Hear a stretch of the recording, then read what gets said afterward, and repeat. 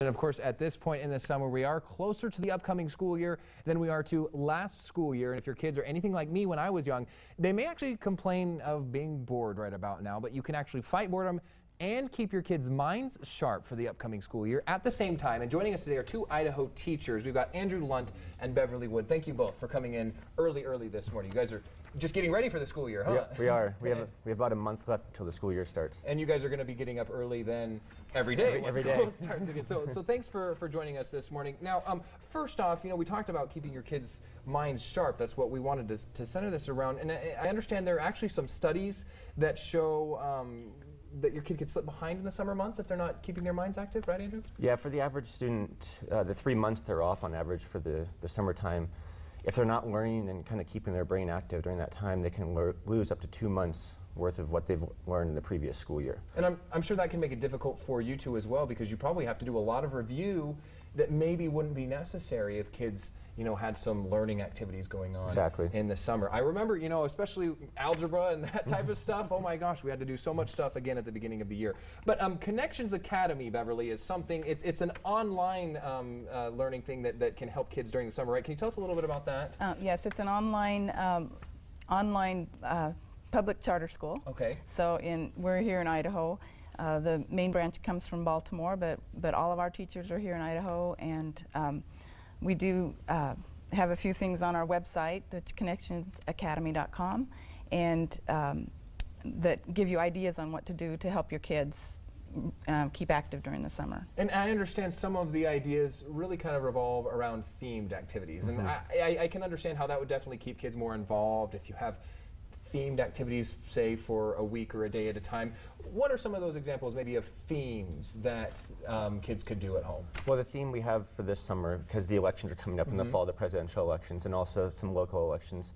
So we brought in some ideas that are on the website that we've talked about with our students.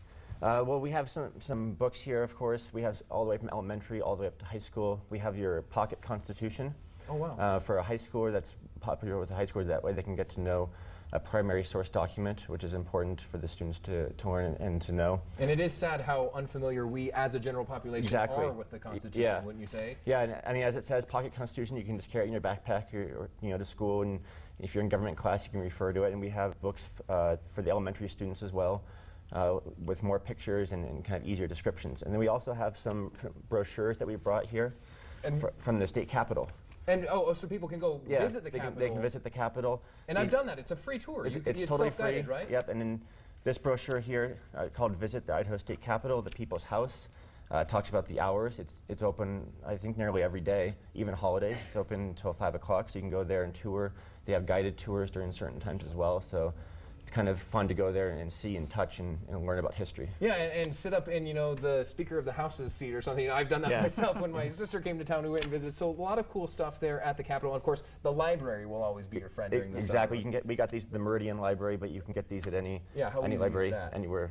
And so, Beverly, tell us a little bit, like you mentioned, the presidential election coming up. What type of activity specifically could a parent do if they wanted their kid to learn more about the upcoming presidential election? Okay, well, one thing we can do, you could make a family voting box. Okay. And this kind of gives your kids an opportunity to experience voting, see that their vote will count, and then once you let the little kids decorate it or whatever, and then maybe like what's for dinner or something. Yes, and then vote on what's for dinner or what family day.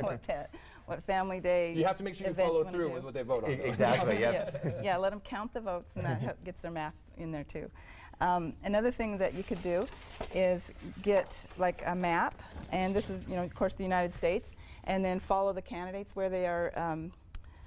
Where they're doing their election campaigning right now, and then you could also use it to mark the red and blue states if you wanted to. Yeah, count the delegates on election day itself. I mean, that's what you're going to see.